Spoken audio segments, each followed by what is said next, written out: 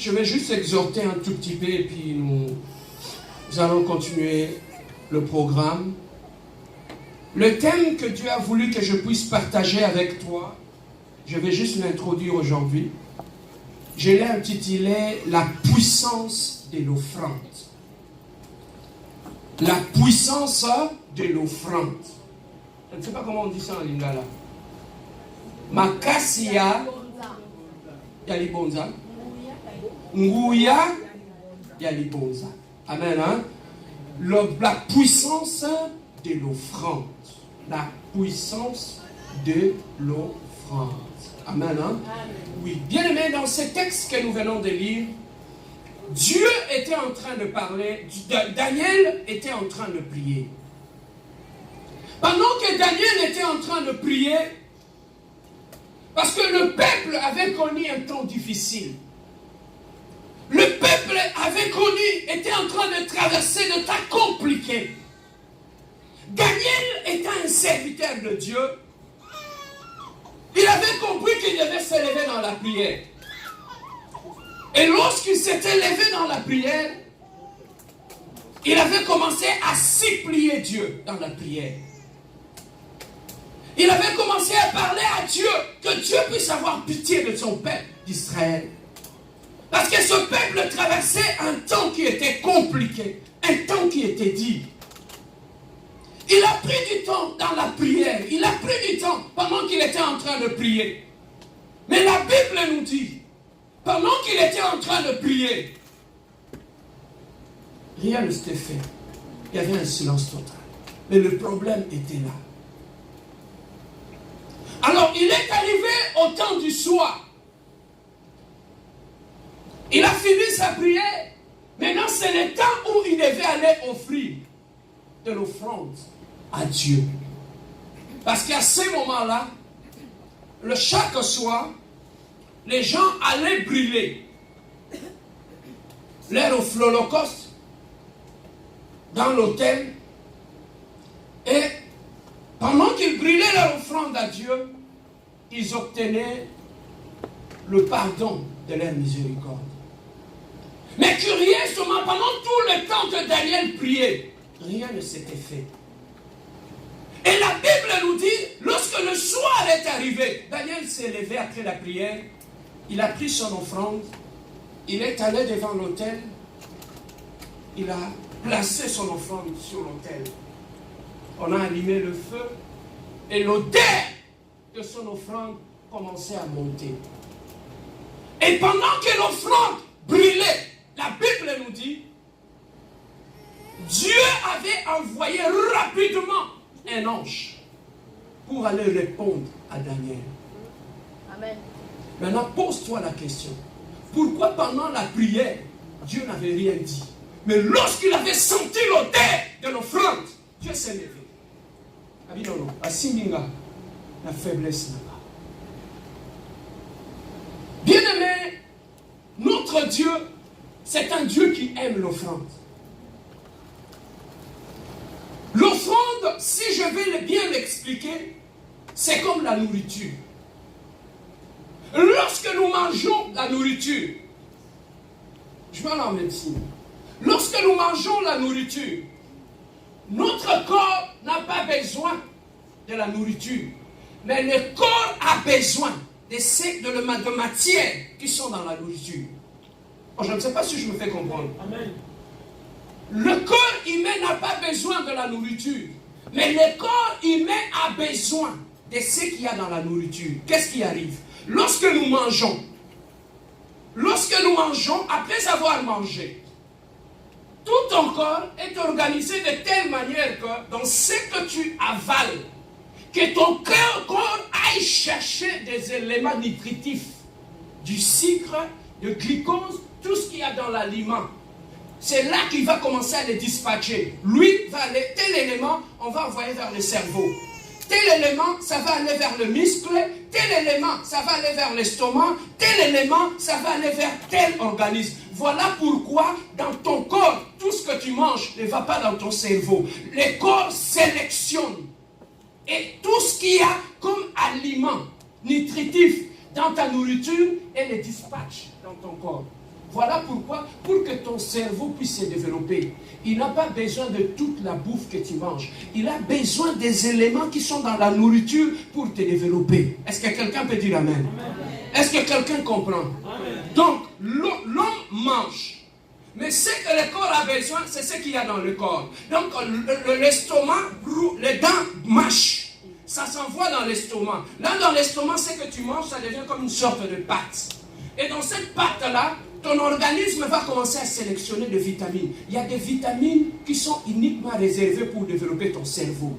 Il y en a d'autres qui sont réservées pour développer tes muscles. Voilà pourquoi on parle de la vitamine A, vitamine B, vitamine C, vitamine D. Ça, chaque vitamine a une fonction qui joue, un rôle qu'il joue dans l'organisme pour que tu sois fort. Voilà pourquoi quand une partie de ton organisme ne fonctionne pas, tu vas à l'hôpital, on te dit que tu as un problème de carence en vitamine D.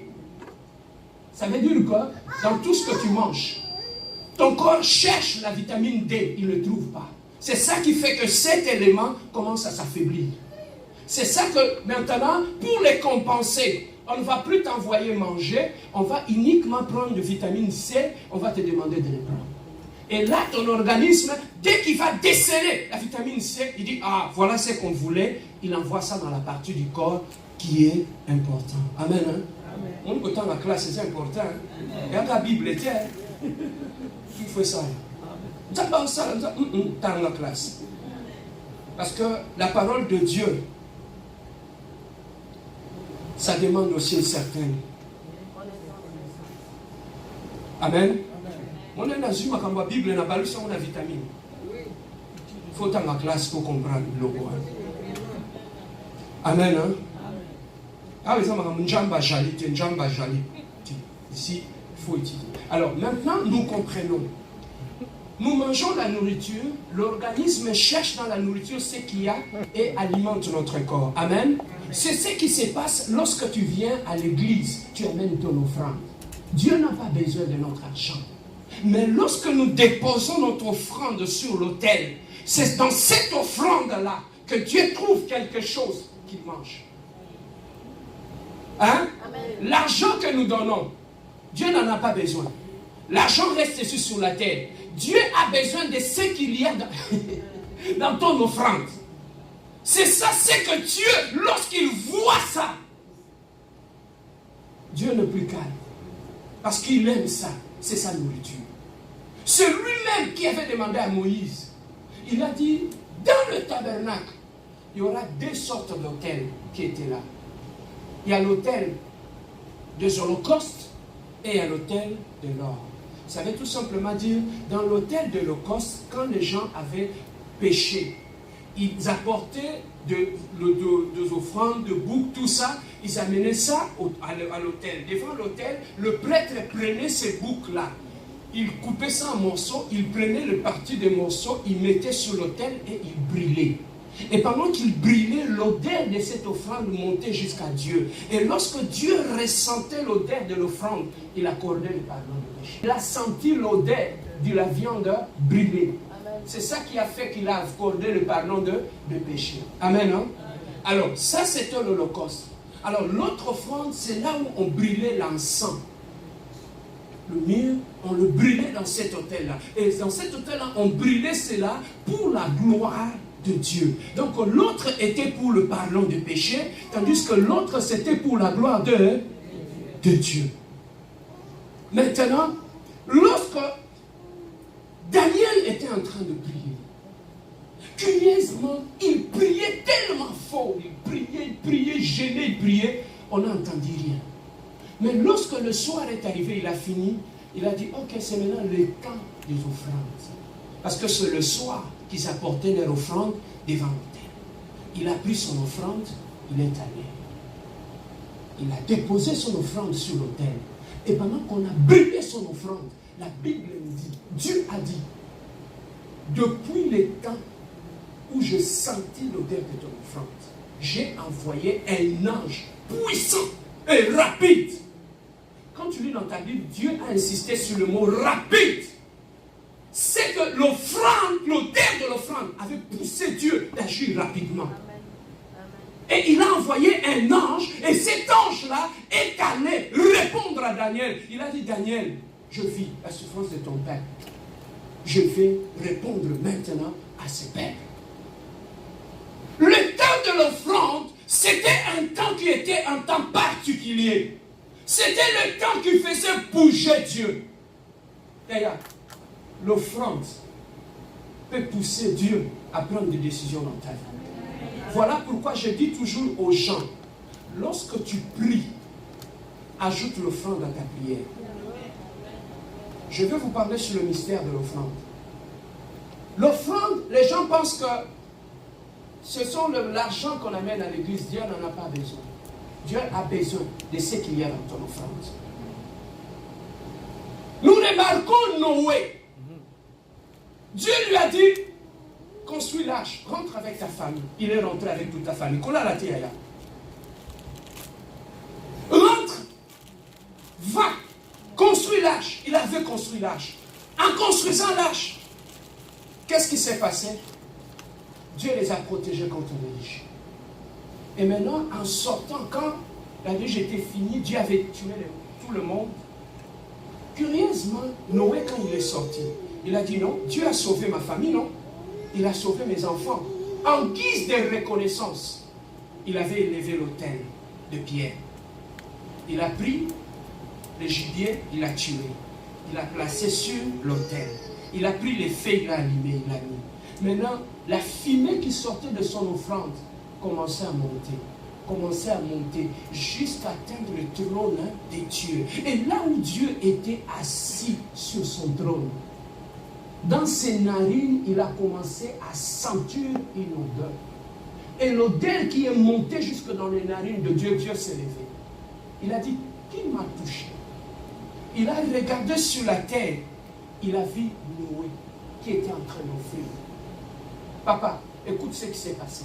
L'offrande de Noé avait poussé Dieu à s'élever. L'offrande de Noé avait poussé Dieu lui-même à changer sa décision. Dieu, Noé ne lui avait rien demandé. Quand il a senti l'offrande de Noé, il a dit, Noé, à partir d'aujourd'hui, je ne détruirai plus le monde avec de l'eau. Qu'est-ce qui avait poussé Dieu à changer sa propre décision? C'était l'offrande de Noé, la puissance de l'offrande. Papa, là où ta prière n'agit pas, ton offrande va agir. Papa, ne croyez pas qu'on vient seulement, on ne pose l'offrande ici, on part. Non, non. Sur le plan spirituel, il y a quelque chose qui se passe. Donc voilà pourquoi ne sois pas négligent quand tu viens offrir à Dieu. Ne prenez pas de miettes pour offrir à Dieu. Pourquoi? Parce que ce que tu offres à Dieu parlera à ta faveur. Les offrandes que nous plaçons ici, c'est ça, bien-aimé, qui change les choses. Maintenant, Daniel était en train de prier. Qu'est-ce que l'offrande de Daniel avait fait dans sa vie? L'offrande, écoute maintenant, l'offrande a la capacité d'accélérer la réponse à ta prière. Oh, je parle à quelqu'un. Vous êtes à vos poignets. L'offrande a la capacité d'accélérer ta réponse. Papa, quand tu pries, tu sens que ça ne bouge pas. Papa, télémanam, prends ton offrande, place sur l'autel. Et la prière et l'offrande, les deux vont parler à ta faveur. Amen. Papa, vous savez que même les sorciers, ils donnent les offrandes. Hein? Les marabouts là, ils donnent les offrandes à leur Dieu. Pourquoi ils donnent les offrandes? Parce qu'ils savent l'impact sur le plan spirituel de l'offrande. L'offrande, si ça agit au milieu de païens, et à combien plus forte raison dans la présence même de Dieu. Le diable est l'imitateur de Dieu. Voilà pourquoi lui aussi, comme il a vu l'impact de l'offrande dans la présence de Dieu, c'est ça que lui aussi dans le monde des ténèbres, il oblige les offrandes. Les offrandes, bien-aimés, papa, il y a des gens que tu peux toucher, où les sorciers veulent faire du mal. Mais il te dit, on ne peut pas atteindre cet homme. Pourquoi? Parce que les offrandes qu'il a données à Dieu dans sa vie, bah! Même si tu dors, Ils viennent t'attaquer la nuit. Ce n'est pas mon problème. Mes offrandes parleront devant le trône de Dieu. Amen. Les offrandes ont une bouche. Les offrandes parlent. Voilà pourquoi au temps de la Bible, les gens donnaient des offrandes pour leurs enfants, de parents. Ils allaient devant Dieu. Ils prenaient l'offrande. Ils disaient, cette offrande, je te donne Dieu pour mes enfants. Même si je ne suis plus en vie, cette offrande, même à mon absence, parlera pour mes enfants. Et on n'oublie pas les enfants des orphelins. Il y a des enfants d'orphelins que tu ne peux pas les toucher. Parce qu'avant la mort de leurs parents, le parent avait offert à Dieu. Il y a une offrande qui les accompagne partout. Il y a une offrande qui parle. Ils vont appliquer devant le travail. Là où tout le monde échoue. Mais là où lorsqu'il arrive, son offrande est là. L'offrande parle. Prends-le. Quelle est l'offrande qui parle dans ta vie? Il est temps, bien-aimé, que tu puisses parler tes offrandes. Ne prends pas ça à la légère. Pour ton mariage, papa, tu entres dans ton mariage. Tu ne l'as jamais fait, mais essaye de le faire. Prends ton offrande, mets dans l'enveloppe. Amène ça devant l'autel. Tu dis, Seigneur, pour mon mariage, je prends cette offrande, je le place sur ton autel. Et celui qui va combattre ton mariage, il n'aura pas affaire avec toi. Ton offrande va parler. Même si dans la belle famille là-bas, ils te critiquent en cachette, mais ils ne savent pas. Le problème qu'ils auront, c'est avec ton offrande. Car l'offrande parle même quand ta bouche est fermée. Même lorsque ta bouche est fermée, ton offrande parle. Même dans le monde des esprits, il y a des offrandes qui parlent. Papa, l'offrande accélère l'exaucement à ta prière. Tu peux, même dans ta jeunesse, tu dis, Seigneur, dans ma vie, à cause de mon alliance que je fais avec toi, je vais prendre une bonne offrande, je vais déposer sur l'autel. Avant de le déposer sur l'autel, je prends cette offrande, je prie sur ça. Je dis, Seigneur, j'attache cette offrande à ma vie. Que partout je serai, même si ce temps-là je n'ai pas de l'argent, mais que cette offrande part à ma faveur. Place l'offrande devant l'autel de Dieu. Place l'offrande devant l'autel de Dieu. Et cette offrande-là parlera. Tu as une situation qui ne marche pas. Tu pries, tu gênes, ça ne bouge pas. Papa, prends l'offrande.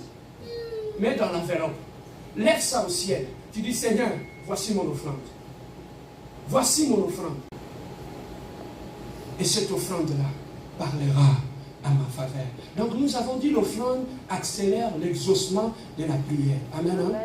Alors nous comprenons aussi que l'offrande accélère l'intervention de Dieu à ton problème. Tu sais que les ennemis peuvent s'élever pour te détruire. Les gens veulent t'attaquer. Les gens veulent te détruire. Mais parce que les gens veulent te détruire, tu peux prendre cette offrande. Tu le places devant l'autel. C'est que tes ennemis ne savent pas que toi tu as placé ton offrande devant l'autel.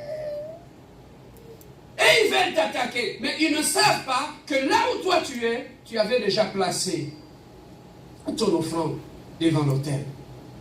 Mais bien aimé, quand est-ce que Daniel avait été visité? Prends ta Bible encore. Toujours dans le verset 9. Chapitre 9, verset 21. J'aimerais que nous puissions le lire tous ensemble. Daniel, chapitre 9, verset 21. Lisons-les d'un commun accord. 1, 2, 3. Je parlais. Je ne vous écoute pas. Je parlais encore dans ma prière. Quand l'homme Gabriel, que j'avais vu précédemment dans une vision, s'approcha de moi, d'un vol quoi? D'un vol quoi? À quel moment? Ah, tu as vu? Quand est-ce que l'ange est venu? C'est au moment de l'offrande. Du soir. Et il est venu lentement. Ah. Il n'est pas venu pendant la prière, mais il est venu quand? Pendant l'offrande. Le soir, qui peut symboliser un temps de la confusion. Tu peux être au temps du soir dans ta vie, où tout est sombre. Mais pendant ce temps du soir, ne t'empêche pas de lever ton autel de placer ton offrande devant Dieu. Car une offrande parle. Et Dieu écoute le langage de l'offrande. L'argent qu'on vient de poser ici. Beaucoup de gens, parce qu'ils ne savent pas la valeur prophétique de l'offrande. Voilà pourquoi, je vais t'expliquer ce que moi je fais. Si tu veux amener ton offrande devant Dieu, ce n'est pas pendant l'heure de l'offrande. Bon, nous sommes pendant le temps de l'offrande. Tu commences à fouiller dans tes poches. Qu'est-ce que tu as? J'ai $2 ici. Je donne à Dieu. Ça, c'est l'erreur que nous faisons. Avant de te présenter devant Dieu, l'offrande, on les prépare à la maison. Tu prépares ta Bible. Tu prépares ton offrande. Tu le mets ensemble. Avant d'amener ton offrande ici, parle à ton offrande à la maison. Tu dis, Seigneur, ça c'est mon offrande. Je l'amène devant l'autel. J'aimerais que cette offrande, nuit et jour, que ça parle devant ton trône. Tu vois? Tu amènes ton offrande ici. Est-ce que tu pries pour ton offrande? Non. Voilà pourquoi rien n'arrive. Maintenant, prépare ton offrande à la maison. Parle à ton offrande. Quand tu l'amènes ici, pendant les temps de l'offrande, tu amènes et tu le déposes devant le temps de Dieu. Les temps des offrandes, bien aimés, les gens pensent que le temps où les choses arrivent, c'est seulement pendant les temps de la prière, quand nous prions, quand nous adorons, quand nous pleurons, c'est là que les choses arrivent. Non, les choses arrivent même quand nous donnons les offrandes. Quand tu t'élèves avec ton offrande, tu le déposes devant l'autel. Est-ce que tu sais ce qui se passe dans le monde spirituel? Tu sais ce qui change dans le monde spirituel pendant que tu déposes ton offrande. L'offrande parle et l'offrande agit. C'était au temps du soir. Bien aimé, pour terminer, qu'est-ce que nous pouvons retenir? Pendant que Daniel offrait, l'ange a reçu l'ordre de Dieu de descendre et d'aller intervenir pendant le temps de l'offrande. L'offrande a une puissance d'ouvrir une porte qui était fermée. Mais il y a une offrande que Dieu n'aime pas. Même la Bible le dit, Dieu n'agrée pas l'offrande du méchant. On nous prêche, amenez l'offrande, amenez la dîme à l'église. Mais il y a une chose que le pasteur ne nous prêche pas. Avant que Dieu ne puisse agréer ton offrande, il doit d'abord agréer celui qui offre. Je ne sais pas si tu comprends. Ça, c'est mon offrande. Je l'amène dans la présence de Dieu. Avant que Dieu regarde mon offrande, il va regarder l'état de mon cœur. Vous comprenez? Donc, lorsqu'il agrée l'état de mon cœur, tout ce que je lui donne, il va quoi? Il va l'agréer. Caïn, son cœur était déjà mauvais. Voilà pourquoi quand il est allé dans la présence de Dieu, Dieu a vu l'état de son cœur. Est-ce que Dieu avait agréé son offrande? Non. Donc l'offrande n'est pas seulement le problème, mais il faut aussi que ton cœur soit bien disposé de telle façon que quand tu amènes ton offrande, et que Dieu puisse agir et que Dieu puisse répondre à ton offrande. Amen. Hein? Alors, nous terminons par là pour comprendre que l'offrande parle, l'offrande agit. Dans le domaine spirituel, dans le monde spirituel, l'offrande a un grand impact dans notre vie. Voilà ce que nous pouvons retenir. C'était juste l'introduction. Prochainement, nous irons encore plus en profondeur où nous parlerons sur le mystère de l'offrande. Comment les offrandes ont changé de choses, comment les offrandes ont changé de vie de gens. Voilà pourquoi, bien-aimé, ne néglige pas l'offrande. Ne néglige pas les temps de l'offrande. Pour ta vie, offre une offrande. Pour lorsque tu sens, tu dis, Dieu, je ne suis pas encore marié, mais je sais que mon mariage arrive. Pour mon mariage futur, je prends cette offrande. Donne un nom à ton offrande avant de venir le déposer. Oui, ok? Amen. Donne un nom. Comment tu appelles ton offrande? Tu dis, Seigneur, pour mes études, je commence la nouvelle année, qui commence au mois de septembre. Je prends mon offrande pour mes études. Seigneur, que cette offrande, durant toute l'année académique, que cette offrande, bah! Tu commences un travail. Prends ton offrande. Tu dis, Seigneur, pour le travail que tu m'as donné, je prends cette offrande, je le mets sur l'autel. Seigneur, que cette offrande, même devant mes superviseurs, même devant mes collègues au travail, que cette offrande parle. Tu as ton enfant, ceux qui ont des bébés, un bébé vient de naître, prends une offrande pour ton enfant, amène ça devant l'autel. Tu le déposes là. Même quand tu dors, tout celui qui va chercher à faire du mal à ton enfant, ton offrande va parler. Que ce soit la nuit, que ce soit dans le monde des ténèbres, que ce soit dans le monde démoniaque, ton offrande parlera. Voilà ce que je voulais introduire sur la puissance de l'offrande. Si l'offrande peut changer la décision de Dieu, c'est que l'offrande peut aussi changer la décision des hommes. Amen, hein? L'offrande peut changer la décision des mondes de ténèbres. Tu es combattu. Ah, non, ce jour, on est en train de voir que tu es mort, qu'il y a l'esprit de mort qui te combat. Tu pries, tu finis ta prière, tu prends, tu dis Seigneur, pour ma vie, que tout celui qui touchera ma vie, je lève cette offrande devant le ciel. Je lève cette offrande. Papa, priez pour vos offrandes avant de les amener ici.